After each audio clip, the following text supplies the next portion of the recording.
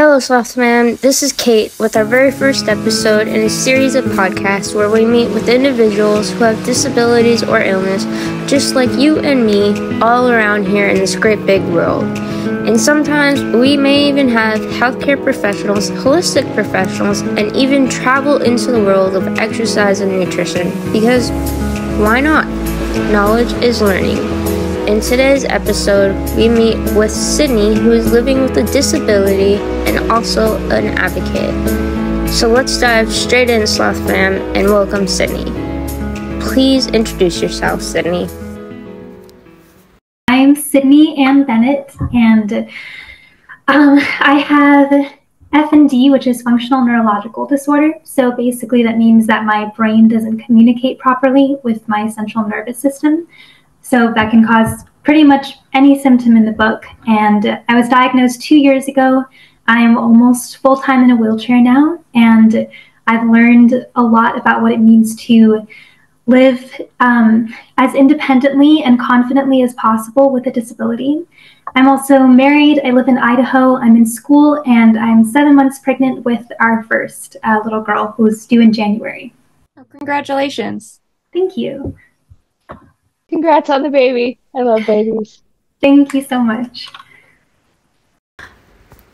Our first question is, do you find pregnancy and having a disability such as yours while in school any more challenging than you thought?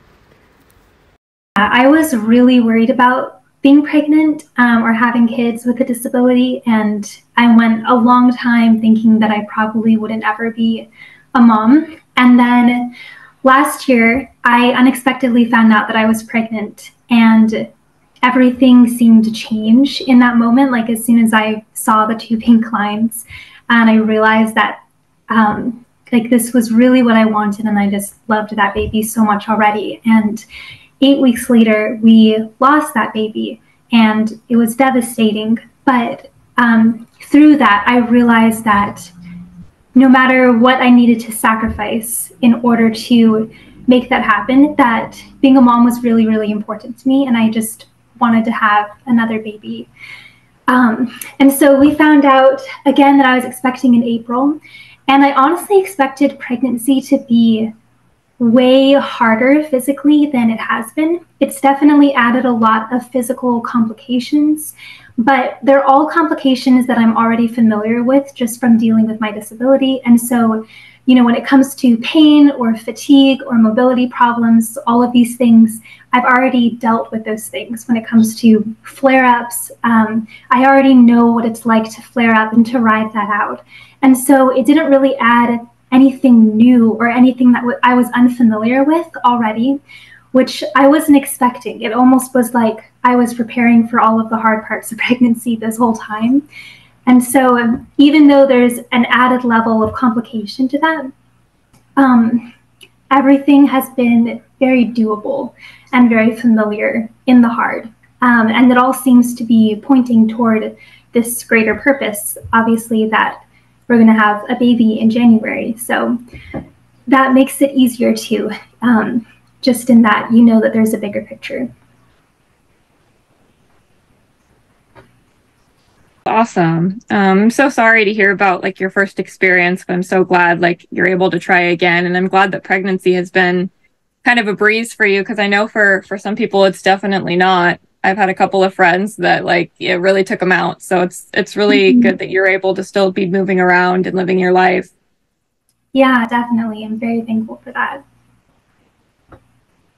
I actually think that's really amazing. I had 2 children of my own, and my first pregnancy was extremely hard, and my second one was a breeze. So I've had kind of both experiences there, and I'm glad that you got the easier way around. Yes. Okay, how old are your kids now? My son Sean is 8, and my son Dean is 5. He'll be 6 in November. Okay, that's amazing. Our next question, and we don't know if you do or not, so do you think about acquiring a job in the future? And if you already have one, sorry for the question. So I actually do have a job that I do remotely right now. So I do copywriting, and I'm an Amazon marketing specialist. And so I've kind of done variations of that over the years. And I recently let go of one of my local clients in order just to focus on one client remotely, just because there's way too much on my plate. But it's something that I do really enjoy, and I'm really blessed to have a job that I can do anywhere and that I can fit around my schedule and work at when I'm feeling well, and then be able to take breaks from on bad symptom days. I would love to keep doing that. When I'm out of school, I'd love to expand that further and make that into not a full-time business, because I don't think I would be able to have the capacity for that, but at least to expand it into a true business with multiple clients that I could focus on more full-time. That is great to know, and that you are navigating through this and figuring out what works for you. Everyone is different. Our next question is, do you volunteer any of your time or simply enjoy doing things around locally? So I'm going to school right now. Like I mentioned, I'm a senior in college, and we also have a church that we're going to, and we're involved with our church community. I've just started doing some babysitting, which I didn't think I'd be able to do, but there's a lot of moms who are working part-time, and so when they put their babies down for a nap, they just need someone to be there and watch them. And I found that that's kind of the perfect pace for, even if I'm not feeling super well, I can just rest and be an adult presence there and help other moms to get out and have some time on their own or to be working. And so that's something that I've enjoyed picking up again. And other than that, it's just we try to have people over, like hospitality, which has been a lot to figure out. It's usually a 3-day prep process, just because I don't have the full capacity to prepare everything all in one day. But that's been a blessing to figure out ways to incorporate that again, because it's something that we really enjoy doing. And it was kind of sad when we weren't able to do that anymore. And so that's been a recent blessing that we've just been able to start doing again. We just had a big party. I call it a big party, but it was 7 people. We live in an RV now, so it's a little bit of a bigger undertaking, but just having kind of that independent space and having the ability to have people over, sometimes it's worth all the work. Yes, for sure. Yeah, that's more people than we've had over, so that's awesome.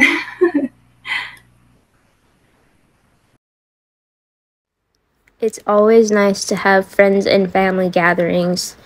This next question might not be the easiest, so let's just ask. What are some of, or is the biggest challenge you face daily?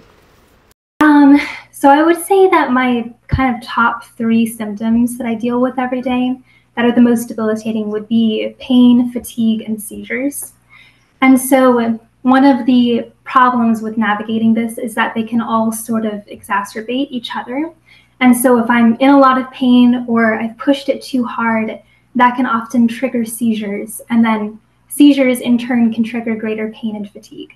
And so when it comes to balancing the things that I have on my plate, I think that's the hardest thing for me, is that I usually feel adrenalized when I'm in the middle of a task, and then I don't realize that I pushed it too hard, and then the recovery takes way longer than it would have if I had just stopped before I started getting more symptoms. And so I'm very much like a go-getter and an overachiever and a perfectionist. And so having the same desire to accomplish things and want to be productive and do a lot and have a lot on my plate while not having a body that can keep up with that anymore, I think that's been the biggest challenge in the day-to-day, because I haven't changed on the inside. I still have the same desire and the same mind and the same will, but my body is very different now. And so if I was trying to match that, what I wanted to do, then I would just completely run myself to the ground within probably a few hours. And yeah, so it's just, I guess, learning to be content in that, and also riding the uncertainty and learning how to navigate those symptoms so that you can still have independence and joy and do the things that you enjoy doing, even if it looks differently with you and what your disability is. I definitely get that. I actually do the same thing a lot of the times. I'll be like, okay, I'm going to do this. And then I get to the end of it. I'm like, oh, I should have only done like half that. Yes, it is such a common struggle. It's probably one of the things that I hear most as like the most universal struggle with people that have chronic illnesses or a disability.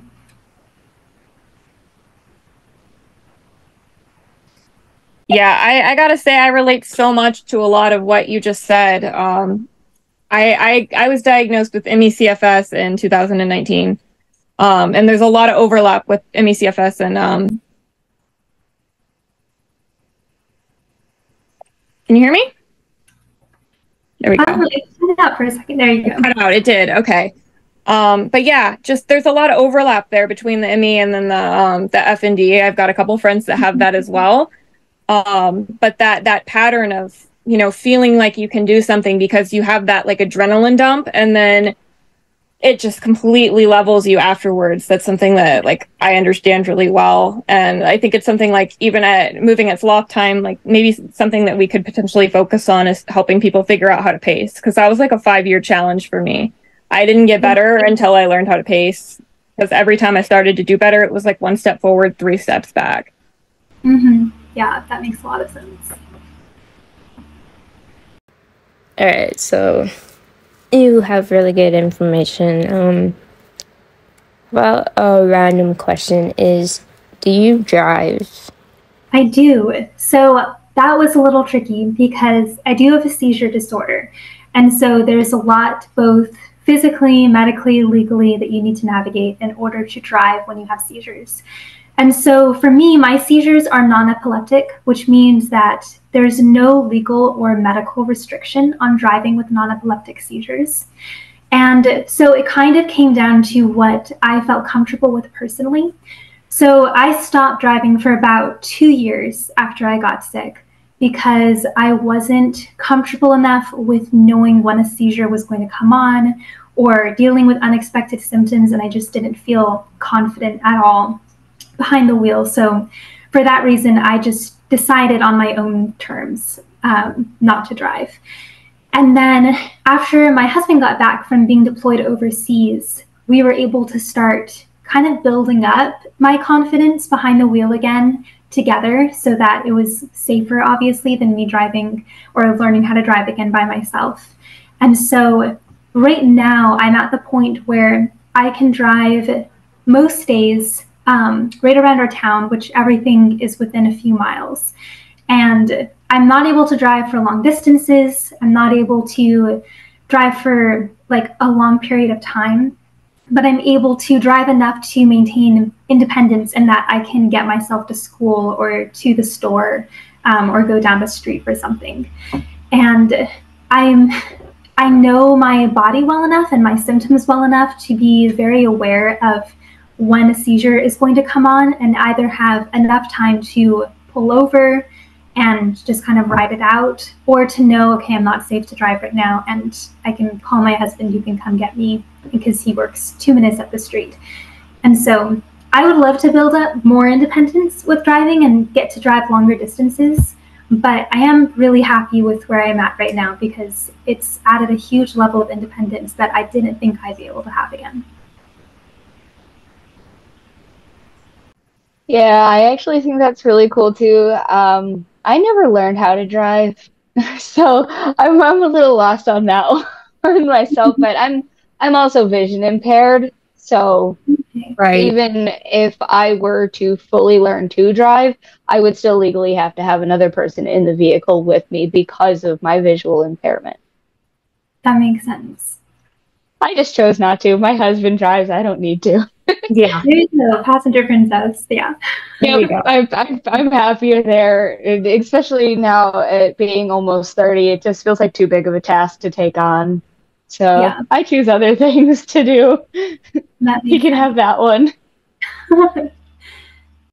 Well, that's like a really good thing to bring up too. It's like, you know, independence can look different for everyone. So, you know, even if you can't drive, there's other services and things that you can use to kind of accommodate that and work around it. Yes, for sure. Yeah, and when my husband and I are together, I'm never the one driving. It's always him. Right. So that's the only way that I'm able to do road trips or longer distance things. Okay, so I'm just going to keep throwing out questions. You're a pretty big influencer on Instagram and have gained quite an amount of followers. What have you thought when you first started your Instagram? What are the challenges? And now, what is the thing you like most about it? Oh, about my Instagram.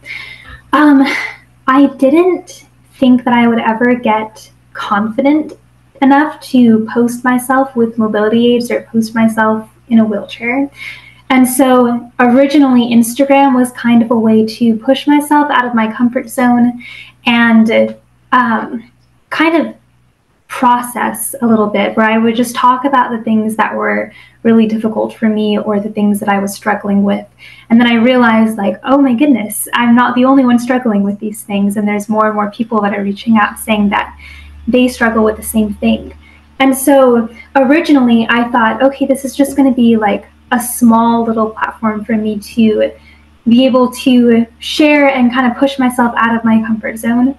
And it's become so much more than that. And I found so much community on Instagram from people who are struggling with very similar things. And I think that's probably my favorite thing. It's just the community that's opened up. When I first got sick, I felt so isolated and alone and like feeling like all of my struggles were just unique to me and no one else could understand how I'm feeling this way or why I'm struggling with this.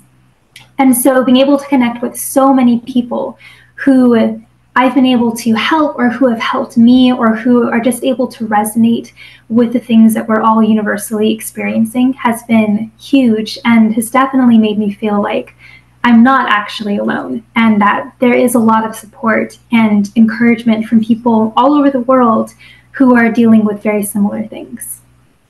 You know, that sense of community is really important. And I think that's often overlooked.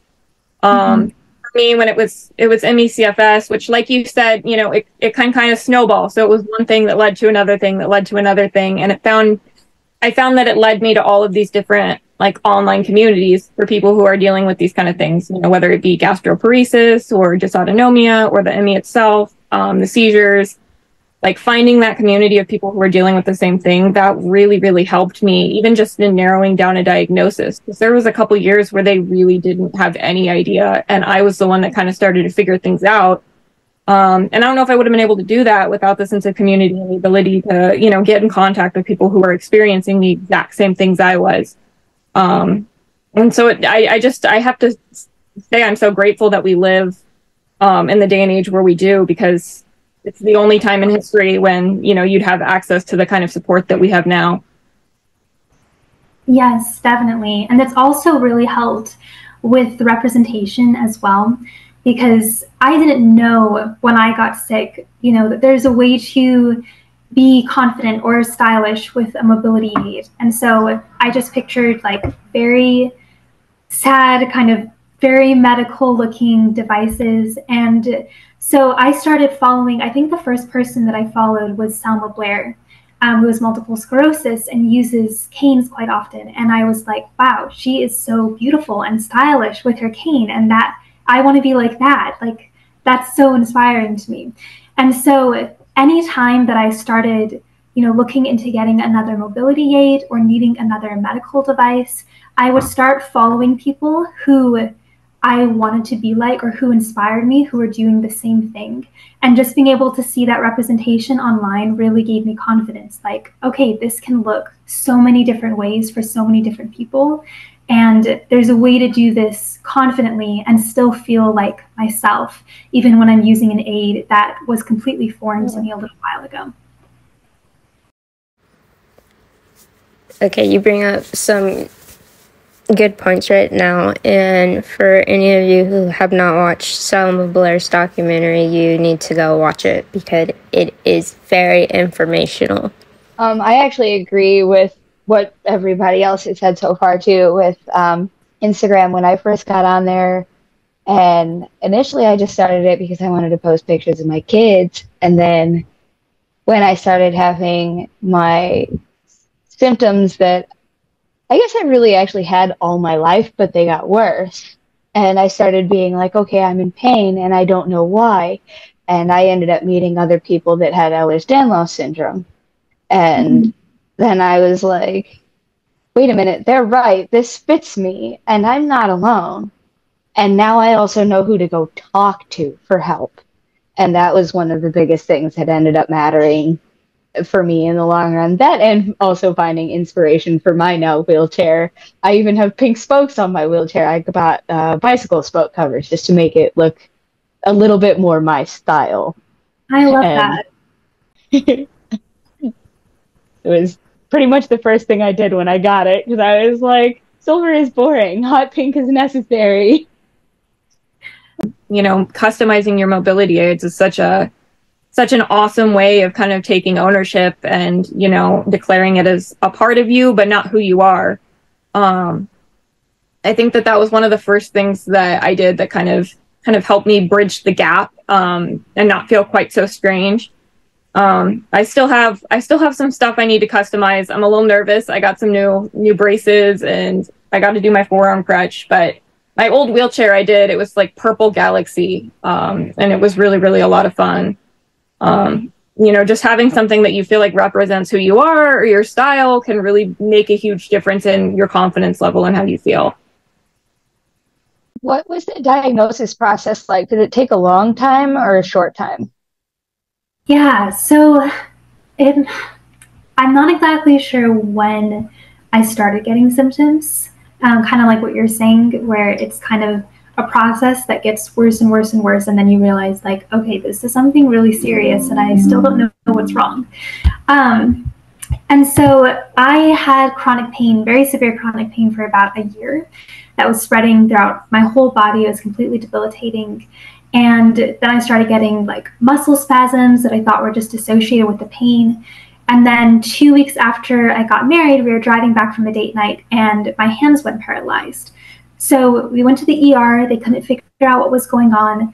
And after that, it was just one thing after another. I lost the ability to walk, speak, feel, taste. And they were basically saying, like, we think you're dying, but we don't really know why or how. We can't find what's wrong with you. So between that point, like the hand paralysis point, and getting a diagnosis was about 2 months, which is really fast, honestly, for functional neurological disorder because there's so much overlap with other neurological diseases. But then the confirmation of ruling out things like MS or ALS, that took about a year longer. And then being able to set myself up medically because we were moving so much took about another year. And so the process of diagnosis, like the initial diagnosis, I think happened very fast, relatively speaking, if you're counting it from the hand paralysis and not the chronic pain, because the chronic pain got 3 false diagnoses before that. So it's been a weird, long journey. I bet it felt long to you, though. Yes, it definitely did. It's interesting, you know, realizing like there's so much overlap, like you said, between different things. You know, it's so hard for them to figure out. And I'm looking forward to in the future, you know, when they'll have some more concrete biomarkers for these type of things, for FND, for ME/CFS, for HEEDS. A lot of these conditions, it's unfortunate, but it is usually a very long process because there's just not a whole lot of concrete things that they can use to definitively diagnose. Yes, for sure. And they are getting more biomarkers for FND, and I know that there's more under research, but it's very few, like less than a handful of items that they have right now that they look for. So definitely would love more research put into these illnesses that are actually way more common than people realize. That makes them like very significant, not just for those who are dealing with them, but for people who are dealing with them that aren't even diagnosed because we don't have those biomarkers in place. Right. I've heard recently from a couple different doctors, just that it's interesting. A lot of things that people think are rare are just rarely diagnosed. Yes, very true. Shay, you bring up a really good point just now. Sydney, our next question is, how do you feel and deal with any healthcare professional in general being dismissive? Yes, that's definitely really hard. And I think one of the biggest things is you need to have confidence in your own symptoms, that your symptoms are valid, and know the truth about your disability and that you actually deserve help, so that you know when a doctor is gaslighting you or telling you that something's insignificant, you actually can know that's not true and take steps to resolve that. And so one of the things that I ask for if a doctor, dismisses my symptoms as anxiety or a mental health issue when I know it's not, I'll say something like, okay, could you give me the differentials for other diseases that these symptoms might match? And asking for those differentials basically makes the doctor kind of explain the plethora of things that might be affecting your symptoms or might be causing your symptoms that he might not go into initially. Then asking what sort of testing would be needed to rule out these differentials can be really helpful. And then following up with, so I understand and I appreciate that you think that this isn't a super serious problem, but these symptoms are really affecting my quality of life. And so what are things that we can do right now that would help to manage these symptoms or take them away so that I can have a better quality of life? And that is helpful almost as a last resort in a way, because it acknowledges what the doctor believes to be, a subjectivity about the significance of your symptoms. And it's like, okay, let's say granted these are subjective, but I'm still coming to you for help, so you still are required to help me fix this.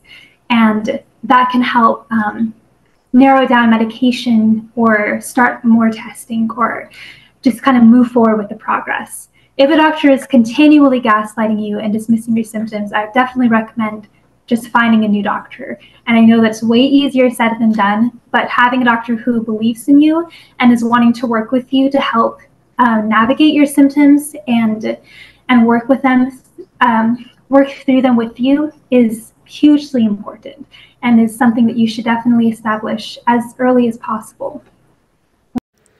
I have to say, Sydney, you're full of knowledge.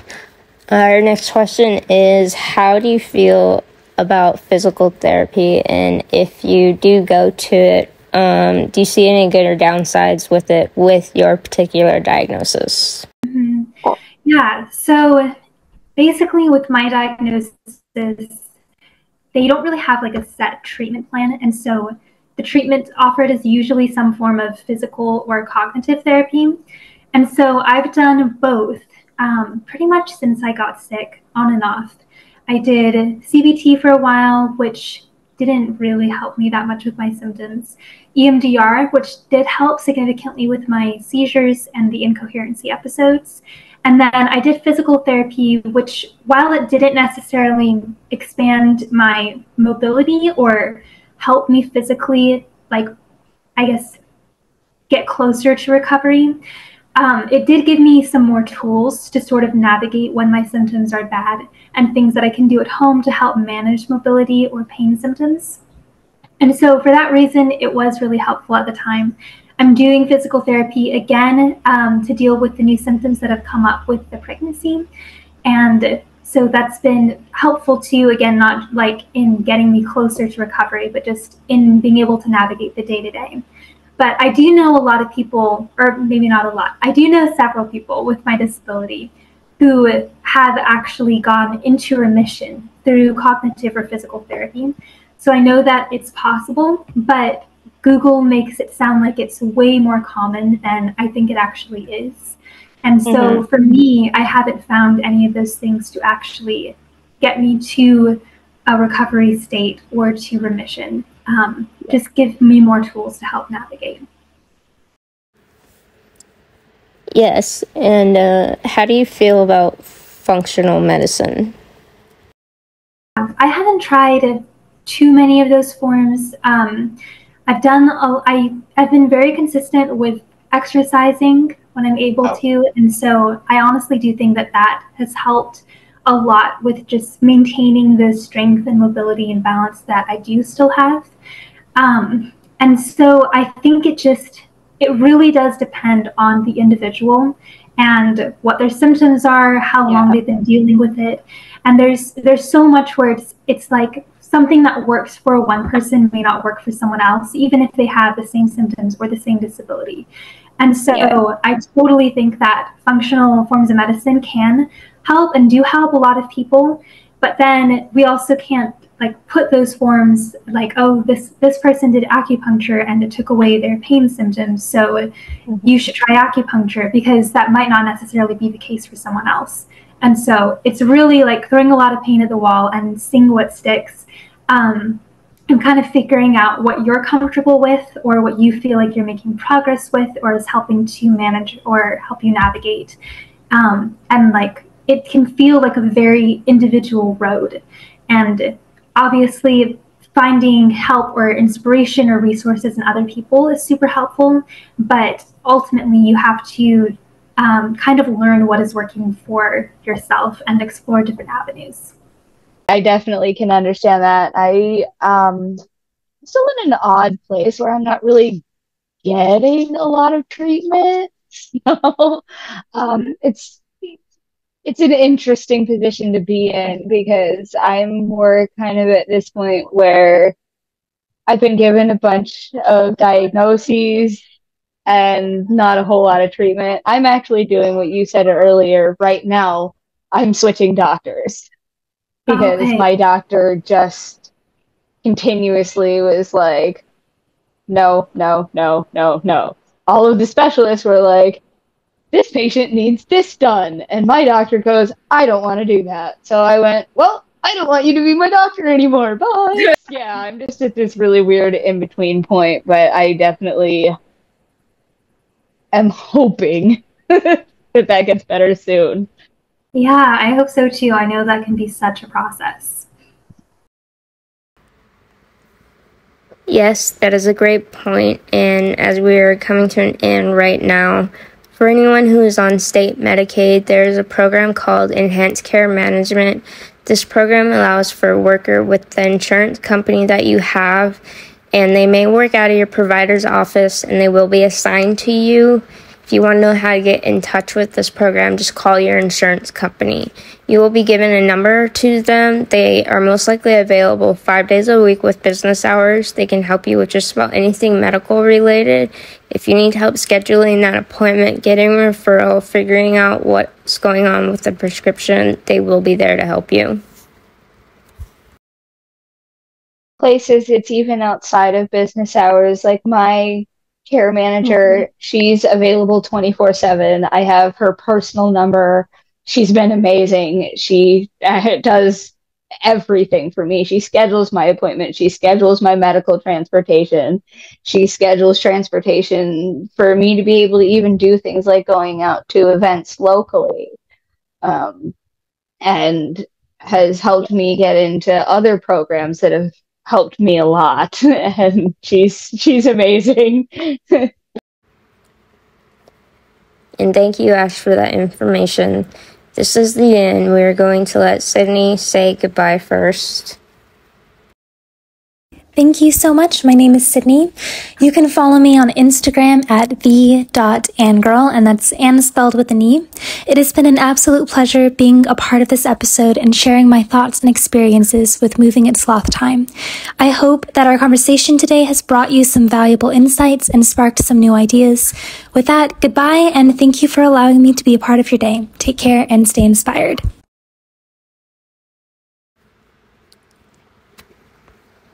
And that is it, Sloth fam. We hope you enjoyed this episode and learned any tips on navigating life. Sydney, as we part our ways, we want to say thank you. You are incredible, and your baby is going to have one amazing mom. My name is Kate. In today's episode, we had Shay, Ash, and of course our guest, Sydney. Thank you for listening, and please share, invite your friends, comment, you know the spill. Thank you, Sloth fam, and goodbye.